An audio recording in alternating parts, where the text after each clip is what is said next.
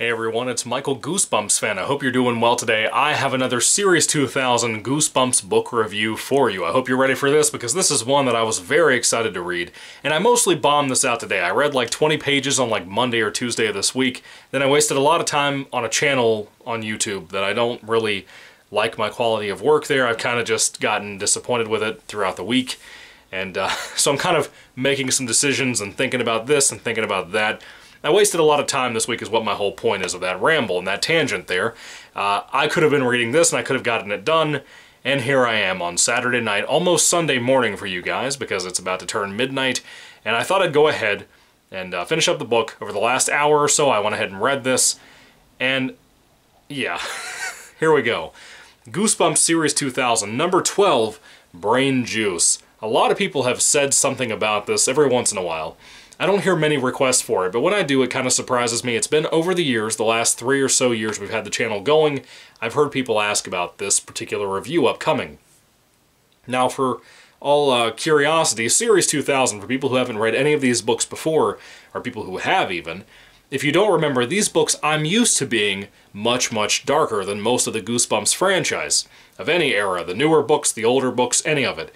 It kind of surprises me by how dark it typically gets.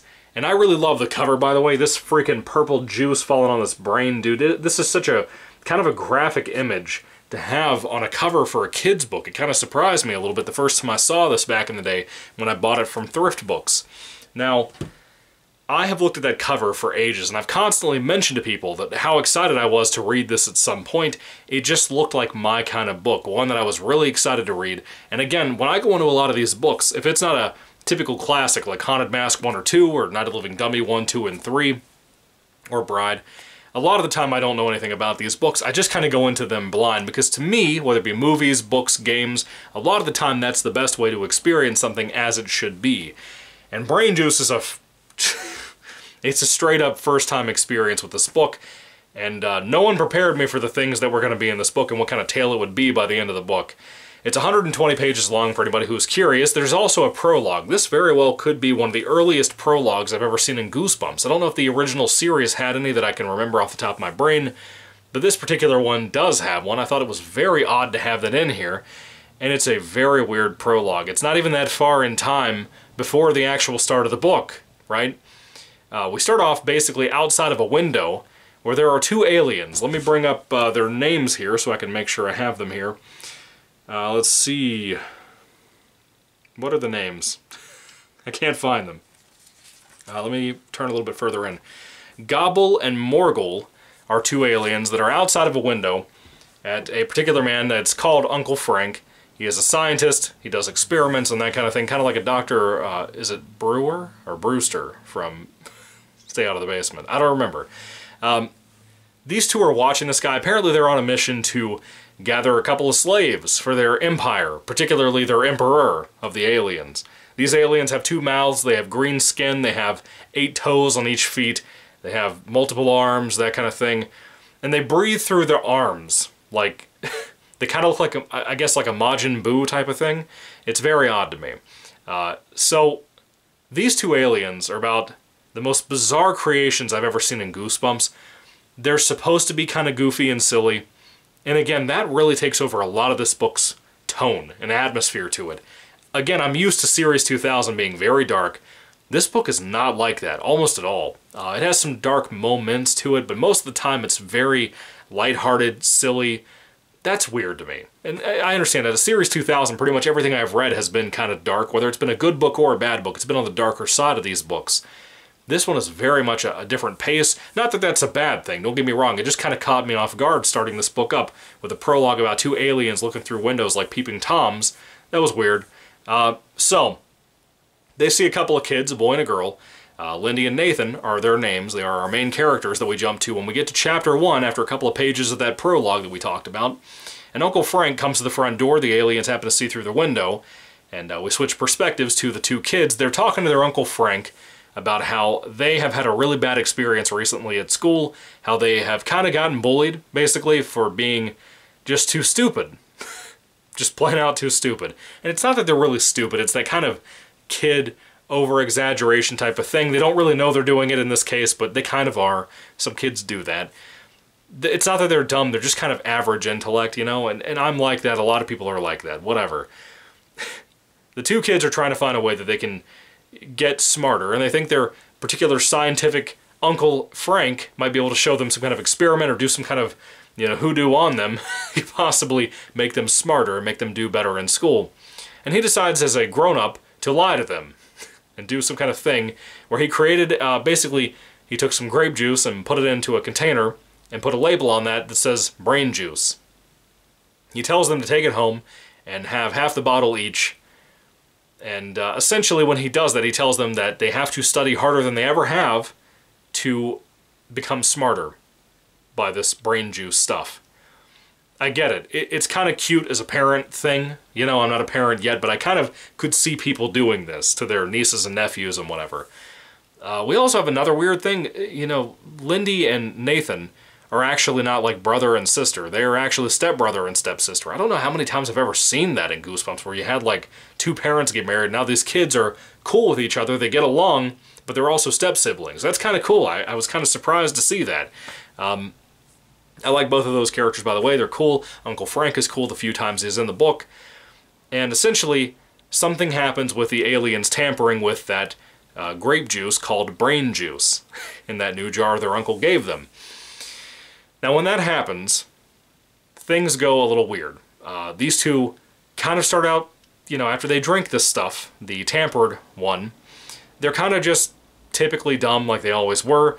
And then over time, over the, I guess, the couple of weeks or something, they become so smart that even the teachers hate their guts. Not just their friends, because they're so right all the time, and they're smarter than the teachers. They're correcting the teachers, that kind of thing. Not to give you too many spoilers. There's not a whole lot of plot to this book, not a whole lot of eventfulness to this book, just so you know, if you're going into it for the first time ever like myself. Even the teachers hate these two kids, and it's kind of sad. Some things happen, whatever, and then the aliens kind of introduce themselves to this brother and sister, or stepbrother, stepsister, whatever, and decide to take them, since they're so smart based on the tampering that they did to their grape juice that the uncle gave them, they decide to take these two as their slaves.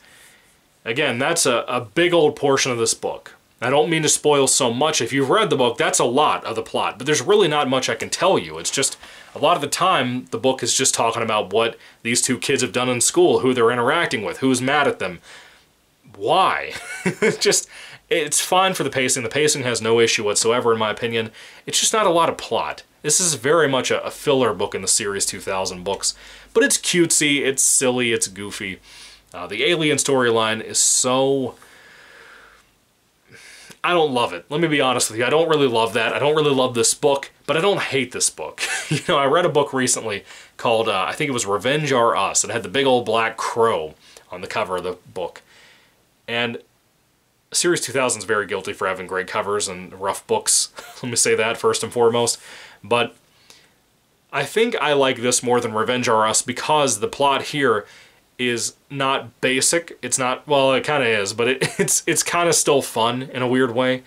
I enjoy the two kid characters. They're kind of cool to watch. I like Uncle Frank, like I said, and the aliens kind of get on my nerves. I think that's stupid, frankly.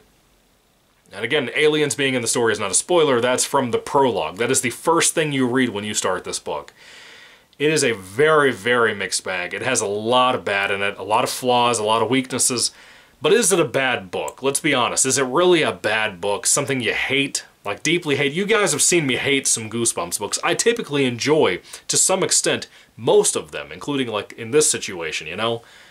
But a lot of the time, I don't really find myself absolutely hating a Goosebumps book. And when I do, you guys know. I get on here and I tear into them. I make fun of all of that stuff. And I still do it to this day. I make fun of things like the first special edition of Give Yourself Goosebumps, Into the Jaws of Doom, or whatever it's called. Still make fun of that. It has some great highlights and moments in there, but most of the time it sucks. You know, and I'll stand by that. Stand by my opinions. Unless they change. But that doesn't happen often. I'm lying. So, Brain Juice is not an amazing read by any means. Good cover. Decent storytelling. I don't know how decent the story is. It's very much, again, a mixed bag.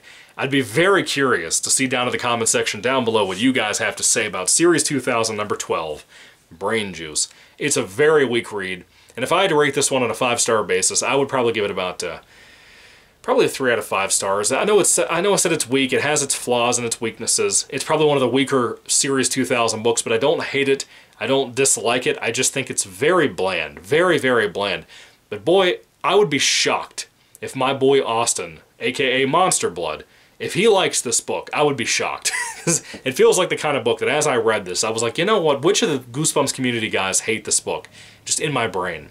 And I would bet that Austin probably hates this one. I don't know if he does, but I would be willing to bet that he probably does. So anyway, I'm going to go check out his review or his ranking of these series and, you know, try to find out what I can find out. Austin will probably put it down in the comment section down below too, so hopefully you guys can see if I was right or wrong. I'm probably wrong, but I'm hoping I was right, because I can tell a lot of the time when I read things and I talk with him. Anyway, Brain Juice, what did you guys think about it? Put your thoughts and comments down below. I'm so sorry it took me so long to get this review out, but you know, I'm kind of sorry that a lot of people are going to think this is a really kind of overhyped review. I hope it doesn't seem like that. It's not like I'm making this out to be a big recommendation or anything. It's very, very bland. Some aspects are underneath average for this, but there are some that I think are better prose that kind of make up for a lot of the book. I don't know. It's just my taste. It's how I feel about it. Brain Juice is a very weird book. It is not something you look at the cover of this book and you think about aliens. You know, now if you read the back of the book, it would mention aliens, you'd know about it, or if you watched this review, you'd know about the aliens, but going into it, I didn't know nothing about that, and it blew my mind how weird this book got. Anyway, what are your thoughts? Put them down below again. Thank you for watching, guys. God bless you all, and goodbye.